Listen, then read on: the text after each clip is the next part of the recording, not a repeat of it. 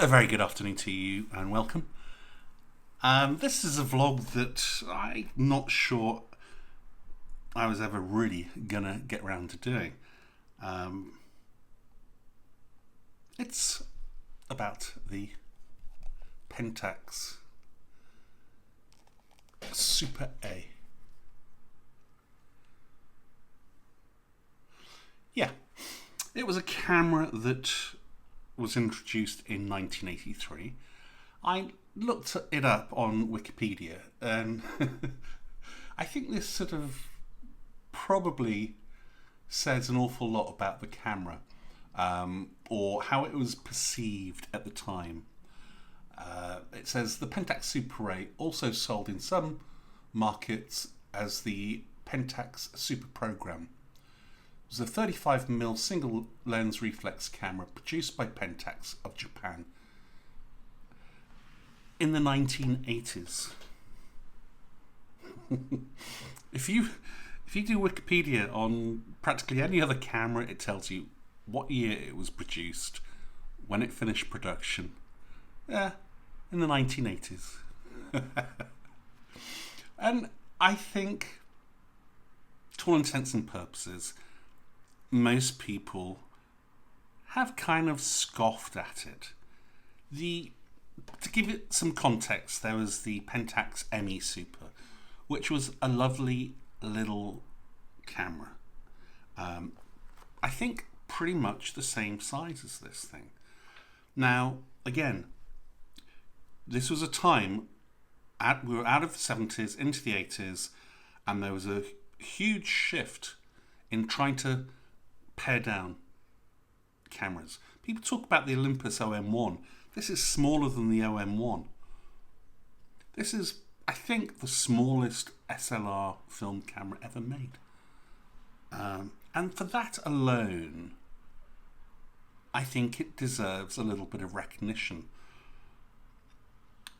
Let me add one more little thing to this equation.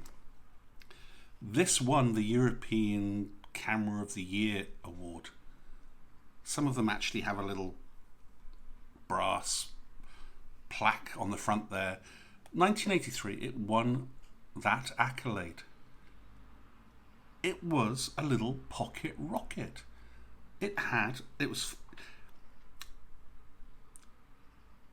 Well, let me say, the thing that I love about this camera, and I know some of you will be saying, but you've got the MP, why would you even talk about this camera? You've got the F3, why would you talk about this? Well, I'll come on to that. A little bit later. But ostensibly, what I absolutely love about this camera, and okay, I have to, I have to say there's some nostalgia attached to this because it's the first camera I ever bought. But that aside, I just think this is a fantastic little tool. I mean, it's packed full. It's the ME Super on steroids. It does everything. You can use this as a point and shoot camera. The only thing you have to do is focus. Okay, you can be as creative as you want. Stick it into manual. I should say that on the top plate here, you see a wheel there, but it's not the shutter speed wheel. This is a mode wheel. You've got a locked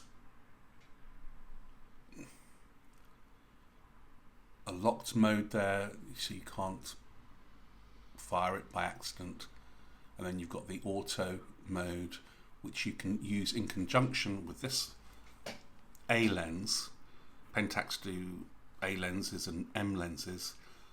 They're all the same optically, but this allows you to lock the aperture in place, stick it into A, and you've got a programmed, fully automated camera, which makes shooting very, very simple. Now, again, people will scoff and say, oh, but I don't use, I like to be manual and I like to, yeah, yada, yada, yada, whatever floats your boat. So do I. But I've got the option with this. And it's a beautiful thing. It's an absolutely beautiful thing. Sometimes, you know what? I'm just going out and I'm not really thinking about taking photographs, but I want a camera with me. I can stick this in a bag. I can stick it in my jacket pocket. It's that small and that light. And I think that's another thing why people scoffed at it, because from the ME Super, its predecessor, along came this kind of plasticky looking grip, and then the back grip here, which, you know, when I was buying it, it wasn't a thing. But I can see why people would have thought, yeah, it looks a bit plasticky, a little bit, you know. But the camera's metal. I mean, you can see where the paint's worn off, maybe. Tiny little sort of corner thing here. See a bit of brass, a little bit of metal worn here. So, have I got it the right way? You can see the metal showing through. So it's a metal camera. It's not a plastic camera. But because of its size, it feels kind of light. And I won't say light as in junky, but just it has, with its size and its weight, a wonderful, wonderful form factor. And yes, you can scoff at the plastic, but if you undo this, you can take this off. You don't need to use it. And actually, when you take it off, it is actually metal inside. And at the back, it's metal. It just, you know, has a plastic front there. But guess what? You know, it feels very ergonomic in the hand because of it. Not only that, your fingers have to go there because this grip dictates that they do go there, no matter how big your hands are. And your thumb's going to go, obviously, here. And guess what? On the OM1, for example, the button is sort of somewhere over here. So you're kind of having to bring your finger back, I found anyway, and it just seems a bit of an unnatural position. Whereas here, you grip the camera and boom, that's exactly where your finger hits the button. And it feels fantastic in the hand. And, you know, sometimes I just want to be footloose and fancy free or whatever. I just want to be a little bit fickle, whatever. And this little camera just comes into its own. Now, that's one thing. Okay, it's small, it's light, it's very portable, it's very nice to use. It's very pleasant to use. You can use it however you want.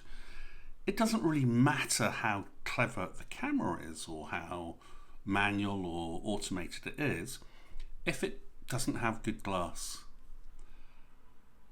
And this is where Pentax completely go under the radar, I think. I mean, I have a slightly different idea about them, but Pentax just have never been that kind of camera make. They've never had that prestige that Nikon have had in the SLR market. They haven't. And yet when I was an assistant fashion photographer in London, guess what? All the fashion photographers used 6.7 medium format cameras with Asahi Pentax optical lenses. And this, I think, is what makes this so special. I've actually got the, this is the 1.7, which the camera came with, 1.7 lens. Pentax A lens, which has a little green A there with a little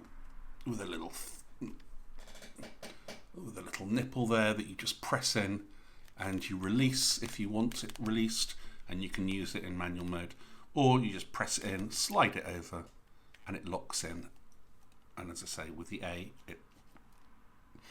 it becomes completely point and shoot. Apart from focus, you've got to focus it. So I've got the 1.4 here. This is the 1.7. This is the 1.4, and this has quite a lot more glass in it. But it's just, yeah, it adds a little bit of weight to a very light package, but is beautiful to use. And this is the thing. I will put any money on the fact that Pentax lenses are absolutely beautiful lenses. Technically speaking, they are extremely good in terms of vignetting. They don't vignette very much. I mean, if you've got it wide open, the 1.4 will a little bit, but and the 1.7, so you have to kind of go to 2.8 and then it disappears. Same with the 1.4, but I would argue, most of the time you're going to be opening up in low light, so vignetting kind of disappears anyway. I know obviously if you want shallow depth of field and that kind of thing in daylight hours, you want to throw the background focus out, then you'll probably get some, but not very much. And you have edge to edge sharpness and fantastic dynamic range. I mean, this is, I'm not quite sure what the SMC refers to. I know obviously it's multi-coated. That's what it's referring to, but I don't know how it works in conjunction with dynamic range. But what I can say emphatically is you get amazing dynamic range with these lenses, and they are optically excellent lenses. They are every bit as good as anything else. Certainly as good as a Nikon 50mm lens. That they are. They absolutely are. I wouldn't have anybody say otherwise. I mean, that's what Pentax are. They're an optical company, and they make world-class glass. It's as simple as that. Yes, you just don't have the prestige, the name, the big Nikon name or whatever, but optically they are brilliant. They are absolutely wonderful, wonderful lenses. 250s, that's all I use. And I think the Super A deserves an awful lot more credit than it ever got. They're reliable. Now, I've talked about lovely form factor, small, light, wonderful glass. Here's another thing that very few people talk about. There are very few vlogs on this camera even. Very few. There's loads on the ME Super, very few on this. And I just think, it deserves something. Here's the thing. Again, technically I can't give you the reasons why, but I have got to do something insane to try and not trick this camera, but confuse this camera when it comes to metering. So it's all well and good having a point and shoot, but if it's not metering very well, then what's the point, kind of thing. You want a decent meter. This, I will say happily, very, very happily, on average, I'll get 35 out of 36 images. In complex lighting situations. Yeah, it doesn't have an exposure lock, which I kind of like on my cameras. But generally speaking, I mean, I can see it's a very useful tool to have. But it doesn't bother me in the slightest because it seems to nail exposure incredibly well. It's a through the lens exposure system that they use. That's as much as I can tell you, to be honest. If it ain't broken, don't fix it. I know that I'm going to get a great metering when I shoot this. And it's a case of what's not to love. What's not to love? Yeah, you've got a bit of plastic. So what? It's still a metal camera. It's still got great optics. It's still very, very user-friendly. And dirt cheap. I mean, you can pick one of these bodies up for, I think you can spend as much as probably £100, but they're going for 30, 40, £50 most of the time. Yeah, again, depends on condition, whether you've got boxes and all that kind of stuff. But what a steal. And they're a beautiful, beautiful lens. 1.7, absolutely pin sharp, fantastic, fantastic quality lenses. For, I think I saw one, they're kind of round about the 20, £25 mark. And yeah, 1.4 would be a bit more expensive, but not an awful lot more. And this is incredible, incredible glass. I mean, okay, it renders beautiful images, beautiful, sumptuous dynamic range. But, obviously it depends. You've got to do your homework. But, on both of these lenses, absolutely gorgeous aperture clicks. Between 22 and 8, I think it is, are full stops, and then going down the scale, it's got half stop increments. And I think it's the same for the 1.7. Let me just check that. I'm pretty certain it is. Yeah, between 11 and 8, so yeah. And then 8, in between 8 and 5.6, so yeah, it's exactly the same. So, and then the focus, absolutely sublime, as good as any of my,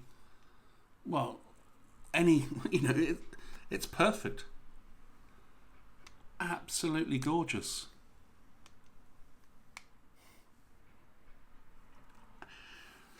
Look, I mean, I think Pentax kind of marketed this as a sort of mid-range camera. I think the terminology was semi-professional or advanced amateur, something like that. It is what it is. It's whatever you want to make it, as far as I'm concerned. It's a camera that deserves an awful lot more than it ever. A lot more attention, a lot more interest than it ever got, really. I mean, anybody that's used or rather bought one of these things knows just how much fun and enjoyable they are to use, how good it feels in the hands, and how fantastic Pentax glass is. They know. Anybody else might scoff. I've pulled a few things out here. So I've got the Nikon F3 here, probably my favourite SLR camera ever. Well, it is my favourite SLR camera ever. But just in terms of size, both have got lenses on. You get some idea that I can hold it up, but that's not really giving you a very good idea, because you've got a little bit of this sort of wide-angle lens I'm filming this on. But I'll do a cutaway so you can see. This does feel like a tank. It's a very small camera, really, considering, compared to most DSLR cameras, it's tiny. But next to this, it feels like a tank, both in weight and size. And, I one-handed, that's, stretching. This just fits in easily. And it's so light. Let me give you a sort of idea of weight. So, Pentax Super A with a 50mm 1.7 lens, 664 grams. Nikon F3 with a 50mm lens, 664 versus about 950. That's quite a huge difference. And mention the wheel. So they got rid of the shutter speed wheel and were able to. Yeah, it's very clever. Very, very clever. Next to the FE, Nikon FE. Again, this is Nikon's attempt to not dumb down, but make smaller an SLR camera. Really, really lovely camera. I love this camera, but not as small as the Pentax. I haven't got a lens on this, so let me whip the lens off the Pentax and give you an idea. So Pentax Super A without the lens, bang on 500 grams. Nikon FE without a lens, 598. It's, you know, yeah, laugh if you like, but I think people are missing out. Not people are missing out, but it's more a case of if you're trying to get into film photography, you know, and you're on that learning curve, this might be a brilliant way in because it's cheap. You're not sure whether you really want to go that way with film or not. Hey, you're not going to lose much, you know, and you've got a fantastic little camera. That's the 1.4 lens on, a little bit larger, like I say, and just a lovely way in, and you can just use it as a point and shoot, as I say. Lock the A, stick it to aperture. We've got 125, just while I'm here, 125. You've got manual, as I say, and you've got the lock button. And then if you want to use it in manual, you've just got these two little sort of buttons that you toggle up and down with. Are you getting that? There's two little buttons there, if you can see that. So, yeah, what else? 2 stops either way, under and over compensation, and I think it's up to 3200 ISO it goes up to.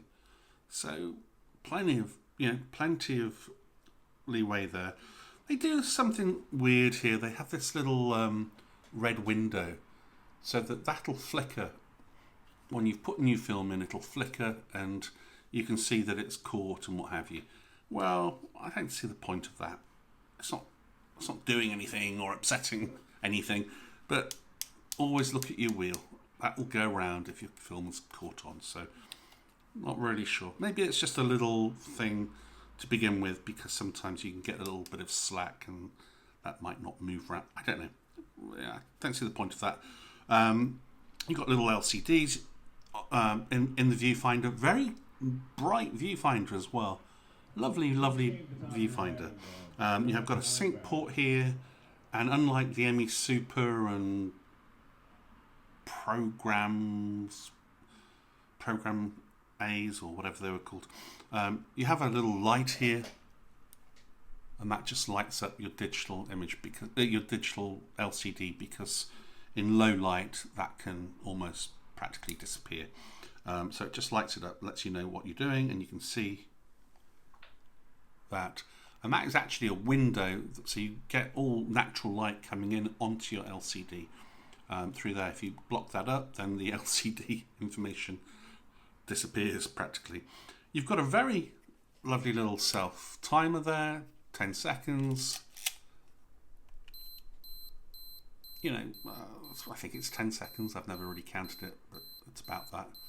I don't use it, but you know, so not your manual little lever here that you know.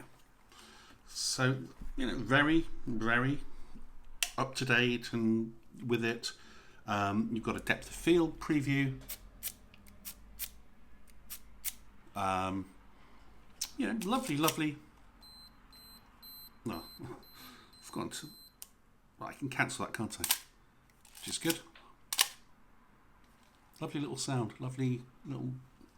It's just, you know, I mean, The only thing you need is a couple of LR batteries. Yes, it's going to be all dependent on batteries and what have you, but who cares, really? I mean, they last forever, so you know, I mean, so one time I'm probably not. I will have them. I know I'll have them. Yeah, you know, they're like keys. These are to me. They just go in my little coin pocket. They go everywhere with me. I always have these ready. You know, I even need them with the MP, with the, you know, for the light meter. So they, you know, they weigh nothing. They cost nothing. You can buy them everywhere.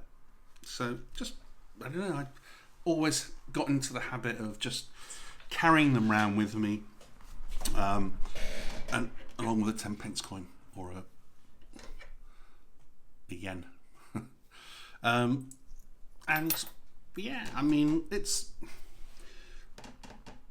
to get into SLR full frame. That's the other thing. Full frame, 35mm full frame. It's a, you know, as I say, what's not to love? You're gonna scoff at a bit of plastic, then you're gonna miss out on a wonderful little system that is very, very capable, but renders beautiful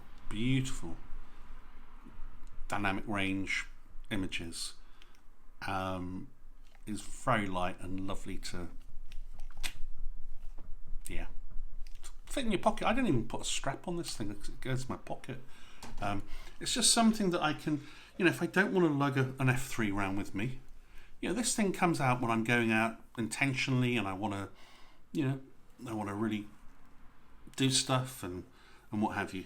This is just comes out and I can just stick in my pocket and forget about it, or lift it out at a given moment or second and just have fun. And to be honest, I shoot this the vast majority of the time in fully programmed mode, because, as I say, I can rely on the meter. The meter is brilliant.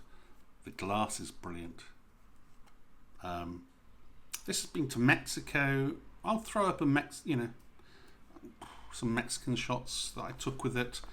Yeah,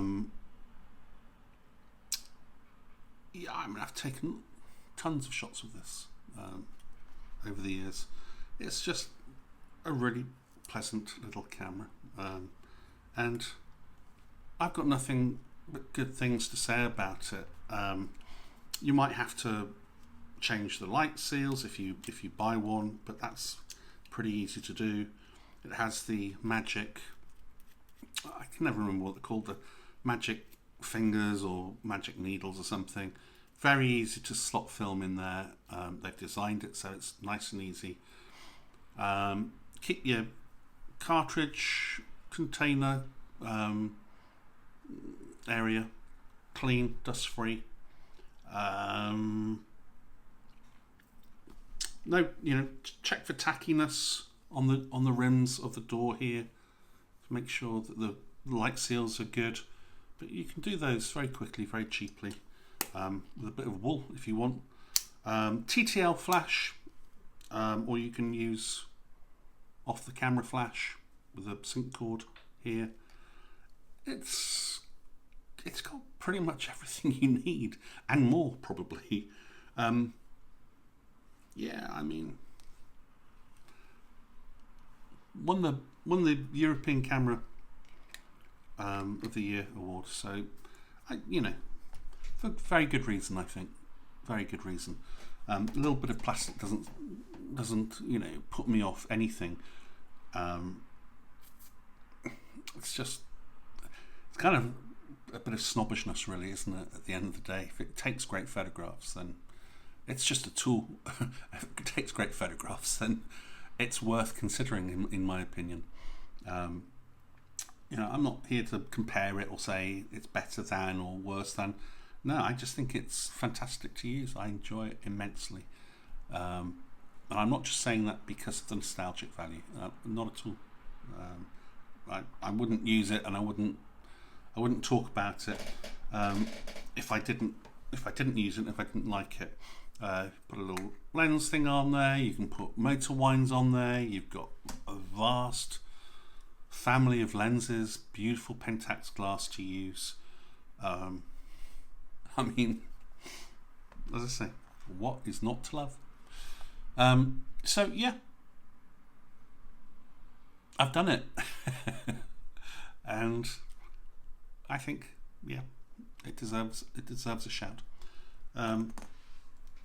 That's it. Thanks very much for stopping by. See you for the next one. Cheers.